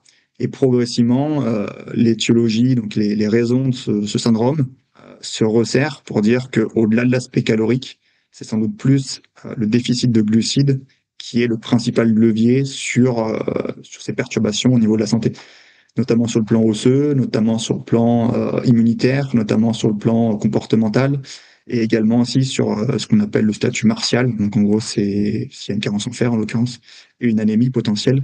Mais potentiellement, au-delà de cet aspect calorique, c'est avant tout le manque de glucides, qui peut être chronique, mais qui peut être aussi très aigu. Vous pouvez manger à la fin de votre journée suffisamment de glucides, mais si vous avez fait 6 heures à jeun, potentiellement, vous allez avoir un gros déficit de glucides sur une période relativement étroite, mais qui va être assez importante. C'est vraiment une notion de charge, comme l'entraînement, c'est un effet dose-réponse en fonction de l'intensité et de la durée. Et voilà, encore une fois, les glucides sont quand même aussi intéressants sur le plan de la santé, sur ces différents aspects. Du coup, Valentin, quand on avait reçu Mathieu Blanchard, il nous avait parlé du gène APOE avec différentes allèles qui pourraient influencer le fonctionnement du métabolisme et notamment la capacité à utiliser les glucides. Est-ce que ça, c'est quelque chose que tu connais? Est-ce que tu peux nous parler des différentes versions de ce gène? Est-ce que c'est quelque chose qu'il faut prendre en compte, qu'il faut essayer d'identifier quand on veut vraiment identifier ses besoins? Je connais un petit peu, après ça serait difficile de dire que je suis spécialiste de cet aspect plutôt génétique. Après, je pense qu'il y a aussi mis le flou sur cette question-là, c'est que rapidement, sans explication, on peut se dire, est-ce qu'en mesurant ce gène, est-ce qu'on fasse un régime hyperglucidique ou à l'inverse un régime cétogène? pense qu'il y a plus de nuances à avoir dans cet aspect-là, en disant qu'il y a potentiellement des gens qui ont cet allèle-là et qui potentiellement utilisent davantage de graisse, parce que finalement, c'est pas juste un avantage de se dire qu'ils consomment plus de graisse, mais que pour autant, avec un ravitaillement adéquat, ben, ils auront rempli les deux tableaux, ils auront des bénéfices sur les deux. Donc voilà, en tout cas, moi, par rapport à mon avis par rapport à ça. Après, dans tous les cas, ça reste des choses aussi, encore une fois, qui sont difficiles à faire en routine. Les analyses génétiques en France, sauf avis d'un médecin, c'est compliqué à mettre en place. Donc difficile à dire. Et je pense que, voilà, encore une fois, on peut jouer sur les deux tableaux et que faut pas rentrer dans une logique tout ou rien. Donc c'est sûr que les régimes hyperglucidiques ont un effet, en tout cas, sur la performance d'endurance, mais ça ne veut pas forcément dire que le corps va s'arrêter en fait de consommer des lipides. Donc, il faut vraiment toujours garder en tête il y a vraiment de la nuance à mettre dans tout ça et que le corps sait s'adapter à la situation. Encore une fois, comme je vous l'évoquais, quand le glycogène au niveau musculaire va commencer à s'affaiblir, bah, simplement le corps va mettre des processus pour utiliser davantage de graisse et continuer à dépenser la même dépense calorique. Donc finalement, encore une fois, le corps est pas si bête et c'est s'adapter aux conditions qu'on lui met en face de lui. Du coup, de ce que j'ai compris de ta réponse, c'est que même si on est avantagé par ce gène qui permettrait de consommer plus de gras, tant qu'on est à l'effort, c'est juste un avantage en fait d'être capable d'assimiler plus de gras, mais il n'y a pas forcément de problème à assimiler des glucides, c'est ça? Bah, moi, je le verrais plutôt dans ce sens-là, ouais, effectivement. Et donc, on va pouvoir passer à la section conseils pratiques. Théo, qui accompagne pas mal d'athlètes en tant qu'entraîneur, a beaucoup de questions pour de l'applicabilité de tout ce versant théorique. Je te laisse commencer avec ta première question, Théo. Yes, alors je suis désolé, j'en ai un paquet. Est-ce que tu peux nous rappeler les premiers symptômes qu'on peut retrouver lors d'une hypoglycémie et surtout comment réagir? Est-ce que au début de l'hypoglycémie, je ressens les premiers symptômes, je ralentis un petit peu? Est-ce qu'il faut s'envoyer 3 gels en 10 minutes pour compenser? Ou au contraire, il vaut mieux espacer, s'hydrater et puis réaugmenter le nombre de glucides, mais sur une durée un peu plus prolongée, peut-être sur 30 minutes, 40 minutes ou un petit peu plus encore? Les signes d'hypoglycémie ils sont variés. Ça peut être la baisse de vigilance, ça peut être la faim, ça peut être des nausées, des sueurs, un ralentissement, une perception de l'effort qui augmente. Enfin, c'est assez large. Ça peut même être des troubles digestifs parfois. Donc dans cette situation-là, baisse de sucre dans le sang. Donc l'idée c'est d'en renvoyer. Donc se ravitailler si ça passe. C'est sûr que si on reste en mouvement, en tout cas, l'idée c'est avant tout de ralentir, parce que si on continue à la même intensité, on va continuer d'utiliser beaucoup de ce substrat-là, et donc du coup potentiellement, on va juste faire uniquement repousser un petit peu le problème. Donc je dirais que c'est surtout le ralentissement et essayer de s'alimenter un peu en fonction de ses capacités, parce que dans ces situations-là, souvent on n'est quand même pas en grande forme. Les apports brutaux, c'est sûr que sur le papier, c'est ce qui semblerait le plus efficace, mais si ça génère des troubles digestifs, c'est pas forcément la solution sur le long terme. Donc, c'est vraiment en fonction de vos ressentis à ce moment-là, mais essayez en tout cas de comprendre d'où ça vient. Est-ce que c'est lié à un ravitaillement qu'on aurait oublié? Est-ce que c'est lié à une intensité d'effort qui était trop importante? Ou est-ce que simplement l'effort qui se prolonge et qui n'est pas adapté à nos capacités physiques? Mais en tous les cas, l'idée, c'est au moins de maintenir le plan qu'on avait, voire de l'augmenter pour relancer un petit peu la machine. Top, merci. Et sur un athlète qui est pas habitué à faire du gut training, voilà, il va essayer de faire ses premières séances, il va augmenter petit à petit l'apport glucidique toutes les heures et sur un grammage qui peut être à 90 grammes.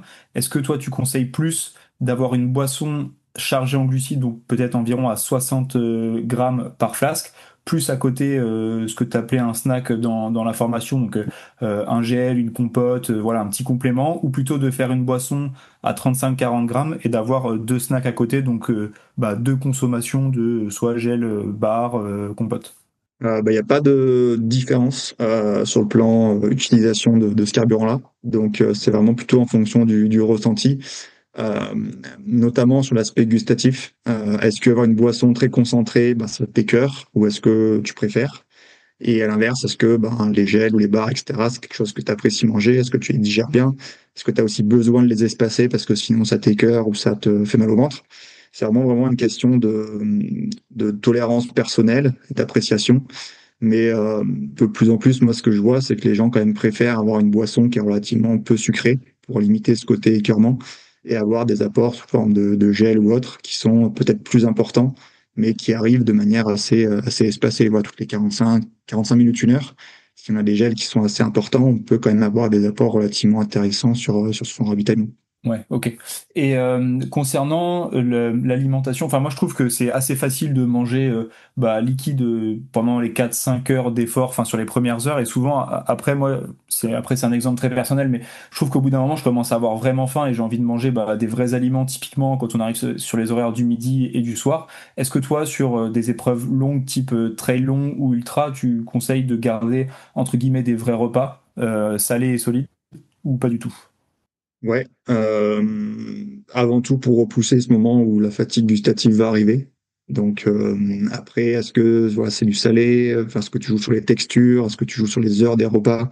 Il y a plein de choses qui peuvent être questionnées par rapport au rythme circadien ou d'autres éléments, par exemple.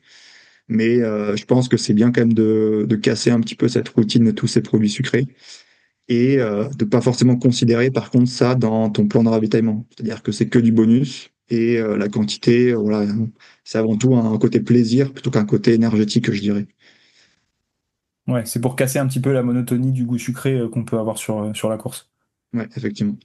Et j'avais une petite question pratique. Alors c'est plutôt une question d'un athlète. Enfin, il y en a plusieurs qui m'ont rapporté ça. Ils avaient rapporté un inconfort digestif et surtout des crampes après l'ingestion de gels assez forts en glucides et surtout en caféine. Et je voulais savoir si ces gels très sucrés et caféinés pouvaient augmenter la probabilité d'avoir des crampes chez certains coureurs ou c'est plutôt autre part qu'il faut aller creuser, peut-être sur d'un point de vue musculaire ou plutôt de l'entraînement.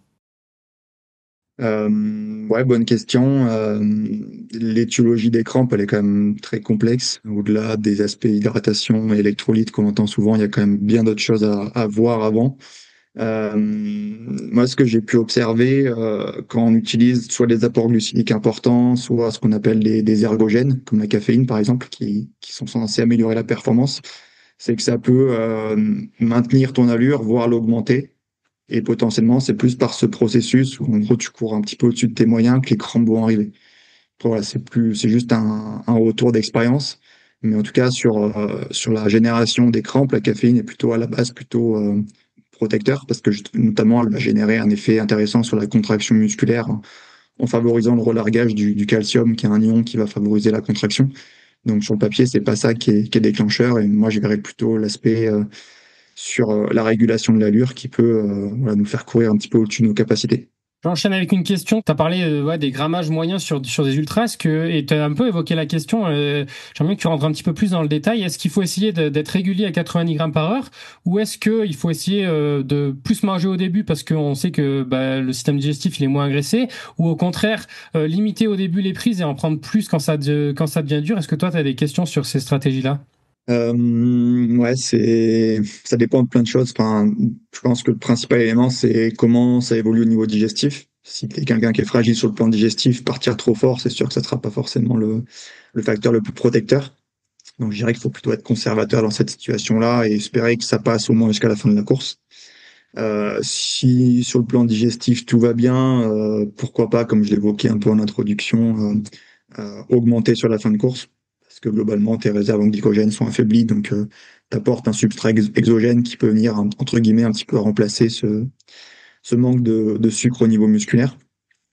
Mais après, sinon sur le plan plutôt pratico-pratique, je favoriserais les apports notamment en solide ou gel ou tout ce qui va avec, plutôt dans les phases de moindre intensité ou en tout cas où il y a moins d'impact, donc notamment souvent en montée pour une meilleure digestion. Après, le problème de la ventilation, remonter si tu fais des efforts intenses, c'est parfois dur aussi d'avaler, mais. Une question que j'avais avec un athlète là pour la préparation des championnats de France sur le format court, vu l'intensité, plus l'altitude et autres, simplement de prendre un gel pendant la course, c'est un peu mission impossible. Donc, qu'est-ce que tu fais en fait? Est-ce que tu ralentis pour en prendre un? Est-ce que tu t'exposes à potentiellement ralentir en fin de course? Bonne question.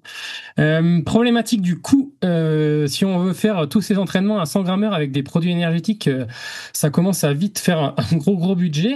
Est-ce que toi, tu as des petits conseils pratiques pour les amateurs qui voudraient augmenter leur consommation de glucides et qui voudraient ne pas vider leur compte en banque? Est-ce que toi, personnellement, tu utilises des petites recettes? Est-ce que tu as des trucs à conseiller? Ouais, bah déjà pour l'aspect coût, mais aussi pour l'aspect santé, où plus on peut limiter aussi la consommation de tous ces additifs qui sont présents dans les produits de l'effort, plus ça me paraît intéressant. Donc c'est pour ça que finalement, quand on regarde les besoins qu'on a pendant l'effort, c'est des sucres. Donc selon notre ravitaillement, c'est soit que de la maltodextrine ou que du glucose, et éventuellement ajouter du fructose. Donc c'est aussi des choses qu'on trouve facilement dans du sirop, dans du sucre en poudre, dans du sirop d'agave, voilà, tous ces produits un petit peu liquides pour les boissons. Et puis après, pour tous les aliments solides, déjà tout ce qui est banane, compote, dattes ou toutes les barres qui contiennent des dattes, ça reste relativement intéressant.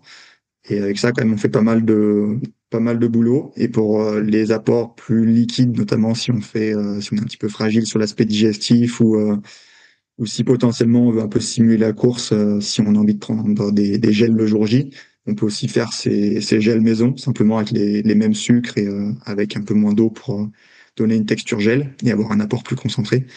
Donc on peut quand même faire pas mal de choses avec des produits maison. J'ai même des athlètes qui se font des gels avec du sirop juste dilué avec le volume équivalent en eau. Donc ils se font des flasques complètes comme ça. Donc pourquoi pas, moi, à un moment, notamment l'hiver, quand je suis sur les skis, je prends quasiment du miel pur dans une petite flasque. Voilà, ça pourrait aussi être des produits qui sont à bas coût, qui sont quand même beaucoup plus naturels et aussi quand même qui limitent pas mal tous les emballages, parce qu'on se rend compte qu'on va faire des sorties de 4, 5, 6 euros plus, qu'on vide les poches en arrivant, ça fait quand même mal au cœur de se dire qu'on va acheter tout ça. Donc c'est aussi des choses qu'il faut prendre en compte. Eh bien, allez, on va maintenant élargir un petit peu le sujet des glucides pour aller sur la nutrition en général en course. On sait que le sodium, tu nous en as parlé dans l'intro, c'est quelque chose qu'il faut suivre. Quelles sont tes recommandations sur ce micronutriment-là? Donc le sodium, c'est un peu le principal électrolyte, donc les sels minéraux qui permettent notamment un bon équilibre électrolytique et une bonne hydratation, on va dire une rétention des fluides au niveau des cellules. Après, néanmoins, c'est quand même un sujet où on accorde beaucoup d'importance par rapport au réel effet, où en fait on se rend compte que même sur les efforts de longue durée, le principal facteur déterminant sur la performance, sur le fait de thermoréguler, c'est-à-dire d'évacuer la chaleur par la transpiration et l'évaporation de cette transpiration, c'est avant tout le volume de liquide qu'on est capable d'ingurgiter par rapport à ce qu'on va transpirer. Donc finalement, déjà avant de penser aux apports en électrolytes et en sodium, c'est déjà est-ce que vous buvez suffisamment par rapport à vos pertes pour tolérer une légère déshydratation ou rester à l'équilibre. Et une fois que ces étapes-là sont validées, en fait, le fait de boire beaucoup pendant des courses de longue durée, ça va venir diluer au fur et à mesure notre contenu plasmatique en sodium. Et potentiellement, on aurait un petit intérêt dans certains cas, notamment dans des cas où on suit beaucoup de sel, de sodium, à compléter ces apports-là, même si ça reste encore une fois assez peu prouvé, où en fait on se rend compte que les athlètes qui consomment du sodium vont avoir une concentration qui va augmenter au niveau de leur plasma, et ceux qui n'en consomment pas vont juste avoir une régulation, parce que le corps, en fait, notamment par rapport à la régulation de certaines hormones, va justement adapter ses pertes pour réguler ce même taux. Et c'est aussi ce qu'on observe sur du plus long terme, où par exemple, si vous avez un régime qui est riche en sel, vous allez avoir une transpiration plus importante en sel. Si vous avez un régime pauvre en sel, vous allez avoir une transpiration qui va être moins importante. Et c'est exactement le même cas avec l'acclimatation à la chaleur, où une des principales adaptations de ce processus-là, c'est de transpirer plus pour refroidir son corps, et de transpirer plus avec moins de sodium pour justement le conserver aussi. Donc encore une fois, le corps sait quand même bien s'adapter aux situations dans lesquelles on l'expose, et finalement l'apport en sodium peut jouer bien sûr dans certaines situations, des efforts de très longue durée, dans des climats très chauds, etc. Mais déjà essayer de boire suffisamment, c'est déjà pas forcément simple. Avec les températures qu'on a actuellement, déjà, on peut rapidement être sur des besoins de 800 millilitres à 1 litre, 1 litre 2 par heure. Et déjà, sur le plan logistique, c'est pas simple. Donc voilà, chaque chose en son temps. Et déjà, l'entraînement aussi digestif pour boire ces liquides-là est pas forcément anodin aussi. Ok, mais quid de l'hyponamétrie, c'est quelque chose dont on a quand même pas mal parlé, qu'il fallait éviter de boire trop d'eau pure. Et toi, tu dis qu'il faut quand même d'abord se concentrer sur les volumes de boissons. Quels sont les risques si on boit, il n'y a pas du tout de sodium dans ces boissons et qu'on boit beaucoup? Bah, l'hyponatrémie, c'est surtout quand il y a un excès d'hydratation. Donc c'est pour ça que j'évoquais que le fait que soit de rester à l'état d'équilibre, soit de tolérer une légère déshydratation, c'est sans doute le processus le plus bénéfique possible, mais on sait que les deux extrêmes, donc la déshydratation importante ou l'hyperhydratation, sont dangereux. Et encore une fois, même si vous buvez trop, si vous apportez du sodium, le sodium ne va pas entraver le risque de faire une hyponatrémie. C'est avant tout le volume de liquide ingéré qui est le plus dangereux, ou à l'inverse, qui est le plus intéressant, pour rester dans un équilibre, on va dire, entre un état d'hydratation qui reste stable et une déshydratation qui va être de 2, 3, 4% de son poids corporel perdu sur l'ensemble de l'effort. Est-ce qu'il y a un volume un peu seuil pour éviter ce risque d'hyponatrémie? Est-ce que c'est 800 millilitres par heure, 700, 1 litre? Enfin, c'est forcément variable en fonction de chacun et de la température, mais est-ce qu'il y a une valeur seuil à partir duquel on peut être un petit peu plus à risque? En fait, c'est simplement la prise de poids. Ou souvent, c'est ce qui est fait, je crois que c'est fait d'ailleurs sur la Western States, mais sur certains marathons, parce qu'en fait, les symptômes sont les mêmes pour une hyponatrémie ou une déshydratation importante. L'élément qui fait que différentes techniques au niveau médical sont utilisées, notamment si on met sous perfusion ou pas le sujet, c'est la prise de poids. Donc en fait, s'il y a une prise de poids, c'est que vous avez plus bu que vos pertes, et donc là, on est sur un fort risque d'hyponatrémie. Et si on se met à perfuser l'athlète parce qu'on se dit qu'il est déshydraté, là, on va faire tout le processus inverse et on va majorer l'hyponatrémie. Donc en fait, c'est simplement la prise de poids qui est à éviter à tout prix pour limiter ce risque d'hyponatrémie. On va passer sur la caféine. Tu nous en as parlé dans ton récap nutritionnel de Nice. Est-ce qu'il y a des risques à prendre de la caféine? Comment faut s'entraîner? Sur quelle distance c'est pertinent? Quel dosage? Est-ce que tu peux nous faire un petit rappel de ça? La caféine, c'est peut-être le complément qu'on dit ergogène, donc qui améliore la performance, qui est le plus étudié, le plus utilisé dans toutes les disciplines confondues, endurance ou pas. Donc ça fait partie, juste pour détailler un petit peu des 5 compléments qui peuvent exercer des effets, comme le bicarbonate de sodium, la créatine, la bêta-alanine et les nitrates du jus de betterave. Donc c'est vraiment les compléments qui présentent le plus d'intérêt potentiel dans certains cas. On va pas dire que pour la pratique de l'ultra-trail, tous ces compléments sont à utiliser, au contraire. Mais globalement, la caféine, c'est un peu celui qu'on met souvent en tête d'affiche. Et la caféine, elle exerce 2 grands types d'actions. Une sur le cerveau, on va venir en fait cacher la fatigue. On a notamment, pour rentrer un petit peu dans les détails, dans des situations de fatigue, on va avoir plus de ce qu'on appelle d'adénosine, qui est un élément qui va générer de la fatigue. Et cette adénosine, quand elle va arriver au niveau du cerveau, elle va se fixer sur des récepteurs, et quand elle se fixe, elle va induire de la fatigue. Et la caféine, en fait, elle a ces mêmes récepteurs. Donc en prenant de la caféine, on va éviter que l'adénosine se mette au niveau du cerveau pour générer de la fatigue. Donc déjà, la caféine, elle a cet effet stimulant sur les performances cérébrales. Donc ça peut être intéressant sur l'attention, sur la vigilance, sur les réflexes, mais aussi sur la perception de l'effort. Globalement, on peut se sentir un peu mieux par rapport à l'effort qui est de plus en plus fatigant. Et la caféine, comme je l'évoquais tout à l'heure, elle a aussi une action intéressante sur la contraction musculaire, sur l'utilisation aussi potentiellement des graisses. Donc ça a aussi un effet énergétique qui peut être intéressant. Donc l'idée dans tout ça, ça peut être de se dire qu'on l'utilise pour différentes raisons, pour un aspect perf, mais aussi pour un aspect sécurité. On trail notamment si on a une nuit à faire dehors, voire 2 nuits, voire 3 nuits ou plus. Ça peut être des choses qui sont vraiment légitimes, mais avant tout, l'intérêt de la caféine, c'est un cache-fatigue. Donc voilà, est-ce qu'on en prend dès le début de course? Est-ce qu'on la réserve pour des moments clés, finale de course, une nuit à passer dehors? Il y a plein de protocoles différents, sachant que la caféine, elle va s'éliminer au fur et à mesure au niveau du foie, mais ça met un petit peu de temps. Donc généralement, quand vous buvez un café ou si vous prenez de la caféine, il vous faut 6-8 heures avant que la moitié de cette dose soit éliminée. Donc il y a quand même un effet un petit peu résiduel qui peut aussi s'accumuler. C'est-à-dire que si vous prenez des choses, de la caféine en début de course, on va quand même avoir une certaine inertie avant qu'elle soit éliminée de manière totale. Et c'est aussi pour ça que ça peut exercer des effets négatifs sur le sommeil quand on en prend un petit peu tard dans l'après-midi, si on est un petit peu sensible, même si on n'a plus le ressenti d'avoir un effet stimulant dans les heures d'après.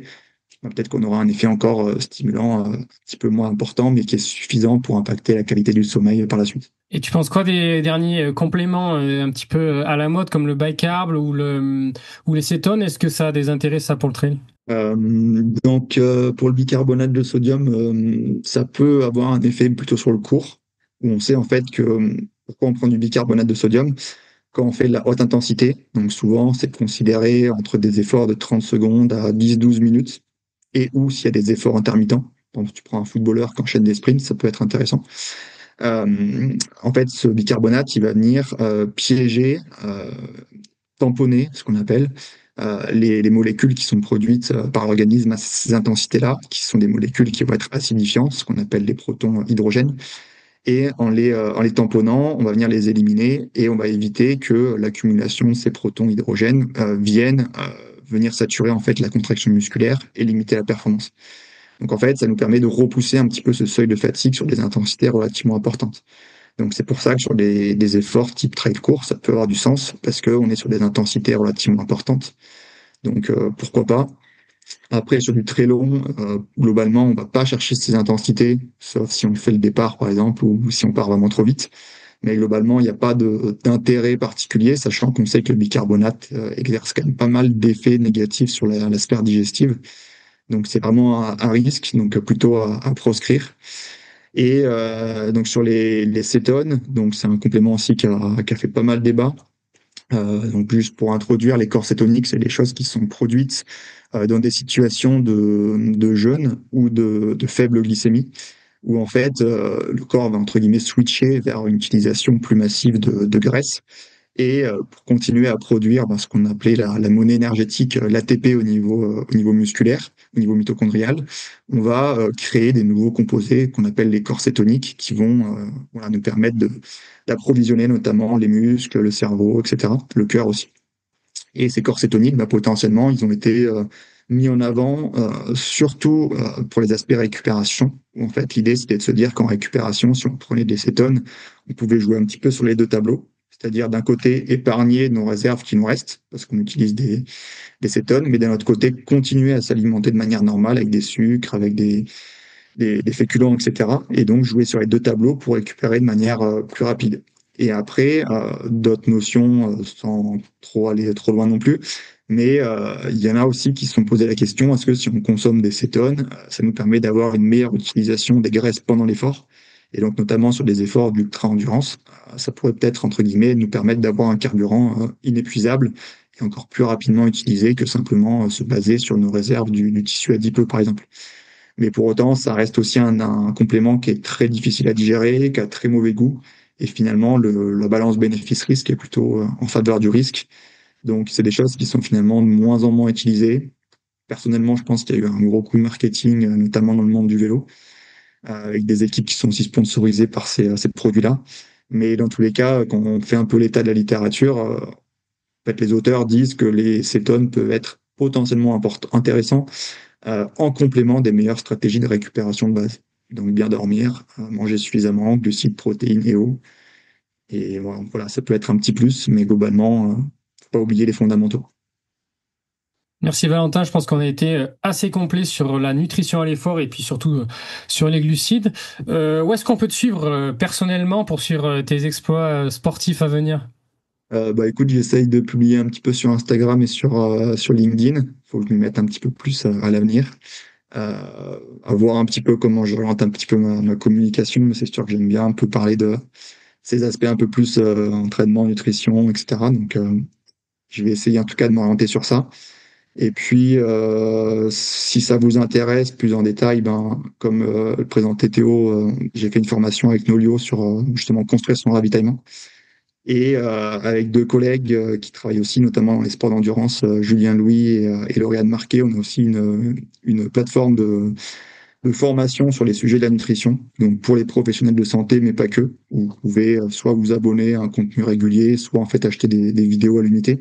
Et par exemple, j'avais fait une vidéo sur les ravitaillements de l'UTMB, les dernières, où j'avais en fait décortiqué les ravitaillements des 3 premiers hommes et 3 premières femmes, sur les aspects hydratation, glucides et stratégie de refroidissement aussi, pour potentiellement tirer un petit peu des conclusions. Donc voilà, c'est un petit peu les sujets sur lesquels j'essaye de communiquer. Et donc ça, c'est une plateforme qui s'adresse à tous? Ouais, exactement. Donc c'est NutriPerf Formation. Vous pouvez trouver ça sur Internet ou sur nos réseaux. Ouais. On mettra le lien de toute façon dans la description. Théo, tu as fait la formation du coup de Valentin sur Nolio pour l'amélioration des ravitaillements. Est-ce que tu peux nous faire un petit retour là-dessus? Ouais, et ben je l'ai fini en début de semaine là, donc c'est encore tout frais. Franchement, moi j'avais trouvé ça hyper pratique. Donc il y a de la théorie, ça c'est sûr, mais il y a aussi beaucoup de réponses parce que bah en tant qu'entraîneur, je reçois quand même quotidiennement quasiment des questions sur la nutrition à l'effort de la part de mes athlètes et du coup là je me sens un petit peu plus légitime de répondre certaines choses. Donc ça c'est vraiment cool et de plus en plus je leur demande quand même qu'est-ce qu'ils mangent à l'effort et de m'assurer qu'il y a un apport glucidique assez conséquent. Et puis après bon, faut toujours faire attention et garder en tête que c'est pas en faisant une formation en e-learning qu'on devient un spécialiste du domaine, donc faut pas hésiter aussi à réorienter. Mais je pense que pour tous les athlètes qui ont eu ou qui ont quelques symptômes d'un déficit énergétique, donc REDS, ça peut être vraiment intéressant d'aller investiguer ça. Et puis dans tous les cas, chez n'importe quel athlète pour améliorer la performance, c'est vraiment intéressant. Donc moi je conseille très vivement ce e-learning qui est vraiment top et qui est pas si long à faire. Donc c'était vraiment intéressant. Et est-ce que tu fais de l'accompagnement s'il y a des sportifs individuels qui veulent un petit peu améliorer leur performance, qui veulent se poser investir plus de temps pour améliorer leur nutrition, que ce soit à l'effort au quotidien, est-ce que tu as des places pour faire du suivi qui sont encore ouvertes ou pas? J'en fais un petit peu. Après, c'est vrai que j'ai plus beaucoup de place, donc c'est plus un peu au projet, on va dire. Mais voilà, ça, j'en prends encore et de tout niveau, hein, des athlètes comme des gens entre guillemets plus lambda de milieu de peloton, ou de fin de peloton. Donc effectivement, ça peut être possible. Bon, on mettra de toute façon tous les liens de ton Insta et de ton LinkedIn, comme tu nous as dit dans la description. Valentin, est-ce que tu as une dernière phrase de la question des podcasteurs, un dernier petit conseil à transmettre aux éditeurs avant qu'on conclue ce podcast?